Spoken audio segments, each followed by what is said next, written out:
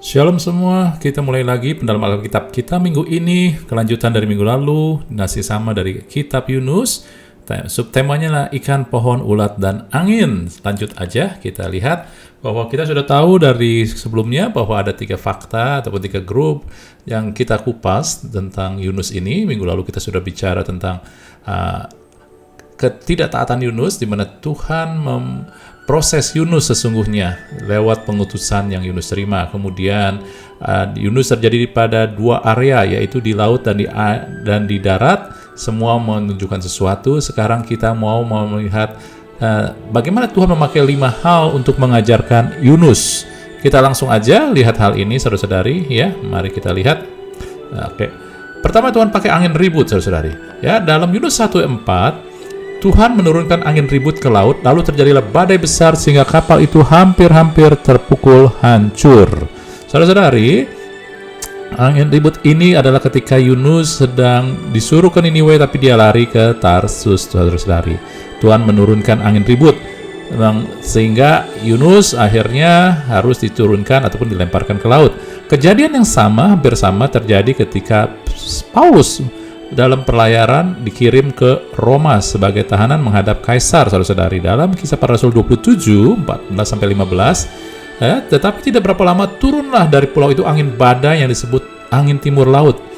Kapal itu dilandanya dan tidak tahan menghadapi angin haluan, karena itu kami menyerah saja dan biarkan kapal kami terombang-ambing.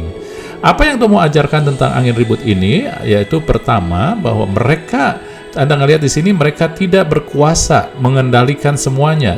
Yang satu di Yunus hampir terpukul hancur kapalnya, yang satu lagi terombang-ambing ke tengah laut, saudara-saudari. Jadi pelajaran pertama yang kita lihat dari angin ribut ini adalah Tuhan mau kasih unjuk bahwa manusia itu tidak berdaya dan izinkan Tuhan atur semuanya. Ya, ketika kapal itu terombang-ambing, mereka membiarkan saja, menyerah. Tetapi kita sebagai orang percaya, Tuhan bukan disuruh menyerah, tetapi menyerahkan kepada Tuhan, mengizinkan Tuhan atur. Tetapi kita melihat ketidakberdayaan kita. Seringkali kita tidak melihat ketidakberdayaan kita, yaitu dengan terus memaksakan sesuai dengan keinginan kita, kemampuan kita, dan keinginan kita, saudara-saudari. Ya, kadang-kadang kita harus menyerahkan kepada Tuhan semuanya itu, mengizinkan Tuhan mengaturnya. Nah, tetapi nggak berhenti di situ aja. Di dalam Kisah Para Rasul 27 ini, Paulus kemudian ketika di tengah badai itu, dia mendapatkan lawatan ataupun juga kunjungan dari malaikat yang menyatakan bahwa orang yang ada bersama dia di kapal itu tidak akan binasa. Dan Paulus menyampaikan juga, tetapi sekarang, kata Paulus dalam Kisah Rasul 27 ayat 22, dalam kesukaran ini aku memastikan kamu supaya kamu tetap bertabah hati. Saudara-saudari, Tuhan juga mau pakai angin ribut, yaitu badai dalam kehidupan kita, badai di dalam juga perjalanan hidup ini, bukan untuk menjatuhkan kita. Badai bukan datang dari Tuhan, tetapi Tuhan memakai untuk supaya kita bertabah hati, membulatkan hati untuk tabah. Saudara-saudari, kebulatan hati untuk tabah itu bukan datang dengan tiba-tiba. Pertama, Anda harus membulatkan hati, Anda harus ambil keputusan. Kemudian semakin Anda melatih, semakin Anda terjun langsung, artinya menghadapi badai dan Anda mempraktekannya, maka Anda akan semakin bisa melakukannya.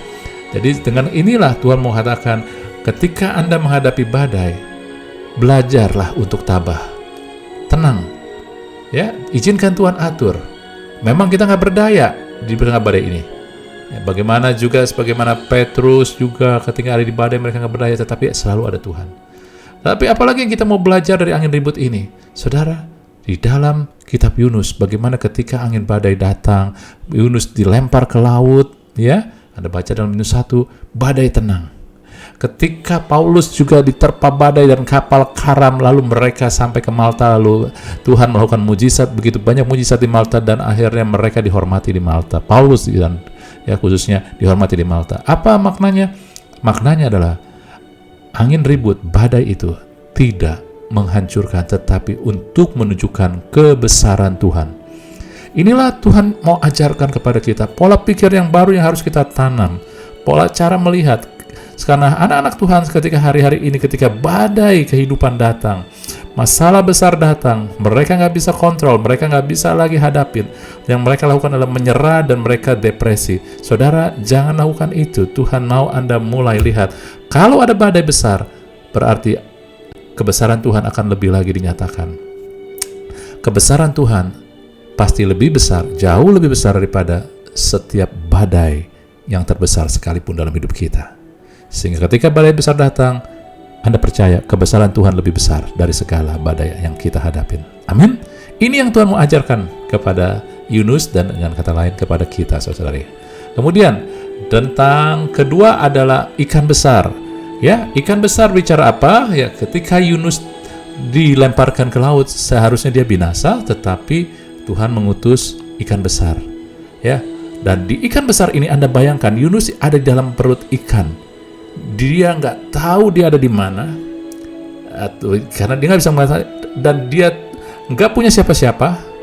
Dia nggak punya siapa, dia nggak ada jalan keluar, dia nggak bisa keluar dari situ. Saudara, kadang kehidupan kita mengalami hal ini.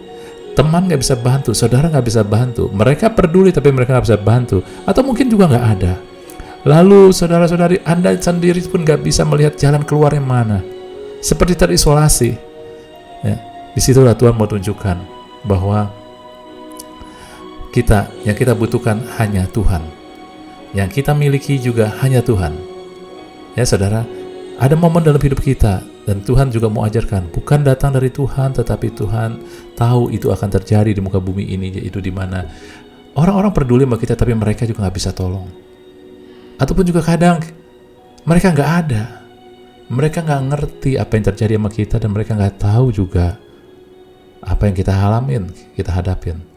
Tetapi kita ingat, ketika nggak ada orang di sekitar Anda, ketika Anda nggak ngelihat jalan keluar, tapi Anda tetap miliki Tuhan. Amin. Nah, luar biasa juga di dalam Yunus 2 ayat 9, ketika di dalam perut ikan inilah, saudara-saudari, Yunus mengucapkan sesuatu ya yang menjadi suatu hal yang mendasari kitab Yunus ini yang dipakai. Dikatakan dalam Yunus 2 ayat 9, Yunus berkata ketika dia bersyukur, saudara-saudari. Ingat, ketika nggak ada orang yang sekitar kita, nggak ada, kita ngeliat jalan keluar, Tuhan gak suruh kita putus asa. Bersyukurlah. Kenapa? Kita punya Tuhan. Lalu dikatakan di sini, keselamatan adalah dari Tuhan. Kata keselamatan ini bukan keselamatan artinya hanya Anda masuk surga, tetapi juga adalah pertolongan, kesembuhan, terus kemudian juga kecukupan, jalan keluar hanya dari Tuhan. Jadi dengan kata lain, dalam kitab dalam ikan besar ini Tuhan mengajarkan, kalau nggak ada orang, ataupun juga kalau ada orang, tetapi pertolongan hanya datang dari Tuhan. Jangan mengandalkan manusia, kita akan kecewa. Jangan mengharapkan keadaan, tetapi hadapi keadaan dengan Dia yang mampu memberikan pertolongan buat kita, yaitu Tuhan. Dan Dia ada buat kita. Kita milik Dia oleh karena Yesus telah tebus kita. Amin, saudara-saudari. Yang ketiga yang Tuhan pakai adalah pohon jarak, saudara. Dalam Yunus 4. Kita ngelihat dulu Yunus 4 ayat 3 dan 6. Saudara ngelihat di sini, ya. Setelah Yunus keluar dari perut ikan, lalu kemudian dia akhirnya mau nggak mau dia ke Niniwe, dan dia beritakan ke Niniwe bahwa dikatakan 40 hari lagi Niniwe akan ditunggang balikan. Dan terjadi lagi, orang Niniwe dengar berita Yunus, mereka percaya dan bertobat, saudara. Langsung bertobat, nggak tunggu 40 hari, dan Yunus langsung keluar dari kota itu, saudara-saudari. Ya, dia meninggalkan kota itu, tinggal di sebelah timur, mendirikan sebuah pondok. Dia langsung keluar, dia kesel. Kenapa? Karena orang Niniwe bereaksi dengan benar, mereka bertobat, mereka nggak tunggu 40 hari. Ya, tapi Yunus jadi kesal. Tetapi ketika Yunus kesal, anak Tuhan, atas penentuan Tuhan, artinya Tuhan yang atur, tumbuhlah sebatang pohon jarak melampaui kepala Yunus, menaunginya agar ia terhibur dari keresahan hatinya. Yunus sangat bersuka cita karena pohon itu. Amin, saudara. Apa maknanya? Anda tahu kan di sini bahwa Yunus telah mendapatkan kesempatan kedua, tetapi dia masih marah kepada Tuhan. Layak nggak dia dihukum? Layak nggak dia didisiplin oleh Tuhan? Layak. Tetapi apa yang Tuhan lakukan? Tuhan tetap memberikan penghiburan buat dia. Pohon jarak ini adalah sesuatu yang Yunus tidak berjeripaya, yang Yunus tidak tumbuhkan. Jadi artinya apa? Nggak ada satu titik pun, satu hal pun itu campur tangan Yunus. Yang Tuhan mau kasih unjuk dengan pelajaran pohon jarak ini adalah kemurahan itu bukan datang dari kelayakan Anda dan saya. Kemurahan hanya karena Tuhan. Yunus sama sekali orang yang paling tidak layak untuk menerima kemurahan Tuhan, tetapi Tuhan memberikan kemurahan. Dia telah mendapat kesempatan 2, tapi dia sia-siakan. Dia marah sama Tuhan. Apakah Tuhan marah? Enggak. Tuhan tetap kasih kemurahan. Saudara-saudari, ini mencengangkan. Banyak sekali kita tidak menyadari bahwa inilah yang terjadi dalam kehidupan kita. Ketika kita telah diterima Yesus jadi anak, saudara, Anda bayangkan anak Anda. Ketika anak Anda punya masalah, dalam posisi yang butuh pertolongan, butuh kemurahan dari kita, apakah Anda tunggu dia layak dulu baru Anda kasih kemurahan? Kalau dia anak tentu tidak. Anda langsung. Anda dan saya telah jadi anak-anak Allah oleh karena Yesus Kristus telah mati buat kita. Oleh sebab itu kemurahan Tuhan bukan melihat Anda layak atau tidak, tetapi karena Yesus telah bayar harganya, Anda adalah anak. Sebab itulah, saudara-saudari, ini yang mencengangkan, yang kadang kita nggak sadari kasih Tuhan buat kita. Walaupun kita ada di dalam masalah karena kebodohan kita, saudara tetap percaya kemurahan Tuhan ada. Tetapi tentunya ada juga didikan sebagaimana Yunus juga dididik oleh Tuhan saat ini. Ya, dalam kitab Yunus ini. Demikian juga kita. Entah itu karena kebodohan kita, entah karena penyebab yang lain, saudara, kemurahan Tuhan itu ada. Mazmur 23 ayat 6, kebajikan dan kemurahan selalu menyertai aku. Kenapa? Itu Mazmur 23 ayat terakhir, saudara. Bukan karena pemazmur itu layak. Pemazmur ini adalah Daud. Daud dalam suatu ketika juga dia tulis, Tuhan jangan hitung-hitungan dengan kami. Kalau engkau hitung-hitungan tidak ada satu orang pun yang berkenan di hadapanmu. Kalau Tuhan hitung-hitungan gak ada orang yang layak dapat kemurahan Tuhan. Tetapi dia tulis dalam Mazmur 23, Tuhan, ya saudara, kebajikan dan kemurahan menyertai aku. Dasarnya apa? Dasarnya ayat 1. Tuhan adalah gembalaku. Ketika kita menjadikan Tuhan gembala kita, ketika kita memiliki Allah sebagai Bapa, maka kebajikan kemurahan akan mengejar ataupun menyertai kita, saudara-saudari. Kenapa? Karena kemurahan bukan karena kelayakan. Kemurahan karena Tuhan itu baik buat kita, mengasihi kita, saudara-saudari. Sadari itu. Semakin kita menyadari kebaikan dan kasih Tuhan, semakin kita mau melakukan yang benar berdasarkan alasan yang benar. Amin, saudara. Saudara, seringkali kita ini melakukan sesuatu karena takut dihukum Tuhan. Kalau saya nggak melakukan baik nanti dihukum Tuhan. Saudara, Tuhan nggak mau kita melakukan sesuatu karena takut. 1 Yohanes katakan, dalam kasih tidak ada ketakutan.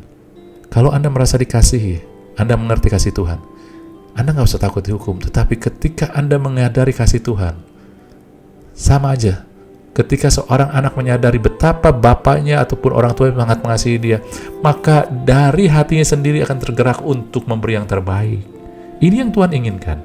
Kita memberi yang terbaik bukan karena takut dihukum, tetapi karena kita memiliki hubungan yang sangat baik dengan Bapa kita di surga. Amin. Sekarang kita maju dengan ulat, saudara-saudari. Tetapi keesokan harinya, ketika pohon jarak itu tumbuh keesokan harinya, atas penentuan Allah, ada ulat menggerek pohon jarak itu sehingga layu. Apa yang Tuhan mau sampaikan, saudara-saudari, di sini? Saudara-saudari, Tuhan mau sampaikan adalah jangan bersandar pada sesuatu yang sementara. Karena bukan ulat ini, tetapi ulat ini menghabiskan pohon jarak. Pohon jarak ada sesuatu yang sementara. Dia dalam semalam aja numbuh, saudara-saudari. Iya kan? Itu adalah sementara. Yang sementara artinya yang dari dunia. Hal-hal yang dari dunia. Bukan uang yang membuat Anda bisa, bukan uang yang harus Anda sandarkan, bukan posisi Anda yang harus bisa Anda sandarkan, ya, bukan juga apalagi status Anda, kecantikan Anda, enggak ada, itu semua sementara. Jangan bersandar, jangan bangga kepada hal tersebut. Kalau Anda akan sebut, akan datang masanya, yaitu akan datang angin timur. Angin timur itu apa, saudara-saudari? Angin timur itu dikirim Tuhan ketika panas matahari datang, bertiup angin timur, saudara-saudari.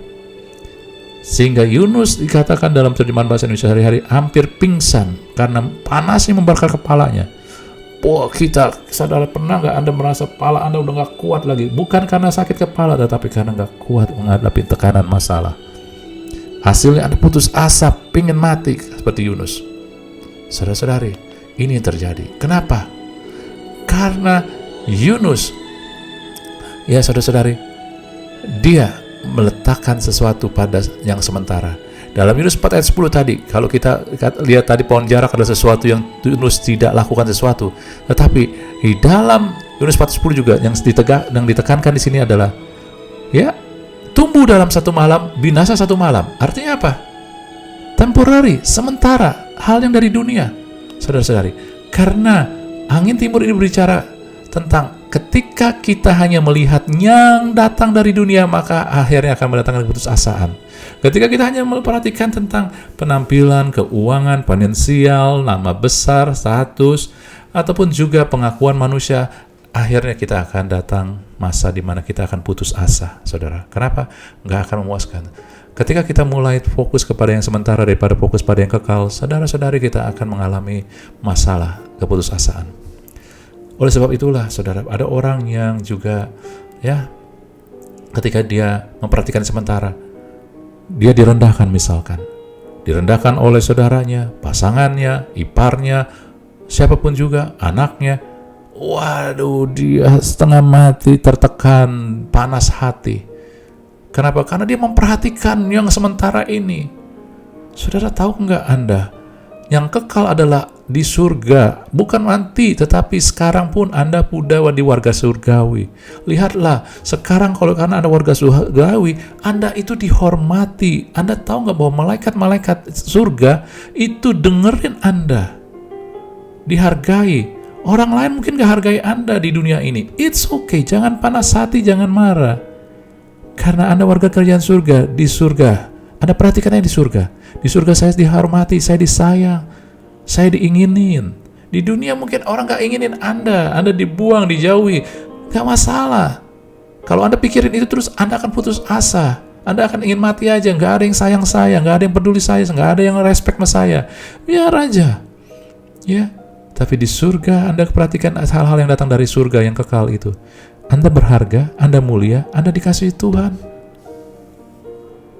Seluruh isi surga bersorak-sorai buat Anda ketika Anda menjadi anak-anak Bapa. Amin. Lihat saudara, apa yang Tuhan mau ajari di sini dari 5 hal ini. Angin ribut, ketika ada masalah, percayalah kebesaran Tuhan lebih besar daripada angin ribut Anda. Ketika Anda sepertinya terisolasi, nggak ada yang peduli, nggak ada pertolongan, saudara percayalah, keselamatan hanya dari Tuhan. Anda nggak pernah terisolasi, selalu ada Tuhan. Anda milik Tuhan, dan Tuhan, kita memiliki Tuhan juga. Ketika ada pohon jarak juga, saudara, ada sesuatu yang Anda dapat ke Tuhan, kemurahan, itu bukan karena Anda hebat, layak, tapi karena Tuhan murah hati. Semakin kita mengenal kepribadian Tuhan, kemurahan Tuhan, semakin kita akan bersyukur, semakin akan bisa jadi kuat, nggak akan lemah, semakin kita akan bisa tenang, saudara. Ketika Anda mengetahui kebesaran Tuhan, keselamatan dari Tuhan, kemurahan dari Tuhan, maka ketika masalah datang, saudara-saudari, Anda akan bisa tenang. Karena firman Tuhan katakan dengan tinggal tenang dan percaya itu terletak kekuatanmu. Anda akan dapat kekuatan. Artinya Anda bisa melihat sekarang dengan jelas. Mungkin Anda akan bisa jadi dengar suara Tuhan dengan jelas. Anda mungkin juga bisa melihat atau mendengar tuntunan dan hikmat ilahi. Sebab ketika Anda putus asa, ketika Anda mulai mendengarkan hal-hal yang dari dunia, bersandar pada yang dunia, Tuhan hadir, tetapi kita jadi nggak dengar, kita nggak melihat, saudara-saudari, apa yang Dia sampaikan dan tuntunannya. Sebab itulah, mari yuk, jangan bersandar pada yang sementara, ya, jangan melihat pada yang sementara, tapi besaran Tuhan, keselamatan dari Tuhan, kemurahan Tuhan. Jadi 5 hal ini mengatakan begini, saudara, kalau saya rangkai, ya. Anda juga boleh rangkai dengan cara Anda. Ketika badai hidup datang, percayalah pada kebesaran Tuhan lebih besar daripada badai sebesar apapun di hidup Anda. Berseru aja dan tinggal diam bersama Dia, karena keselamatan hanya dari Tuhan. Anda berkuar-kuar, Anda minta tolong orang pun belum tentu orang mau dan mampu, ya. Tapi Tuhan mau, dan Tuhan telah memberikan keselamatan, pertolongan itu. Harapan kemurahan Tuhan. Karena kemurahan itu bukan karena Anda layak, tapi karena status Anda telah ditebus oleh Tuhan Yesus, Anda anak Allah. Sebab itu Anda diberikan kemurahan. Dan jangan tergoda dan bersandar pada hal yang sementara yang datang dari dunia, yang gak akan membawa pada kekekalan. Hanya di dunia doang. Karena semua itu akan mendatangkan keputusasaan ketika Anda bersandar pada hal yang datang dari dunia. Saudara-saudari, inilah yang Tuhan mau ajarkan kepada Yunus, dan inilah yang Tuhan mau ajarkan kepada kita, memengarungi kehidupan ini. Kiranya Tuhan memberkati kita semua. Amin.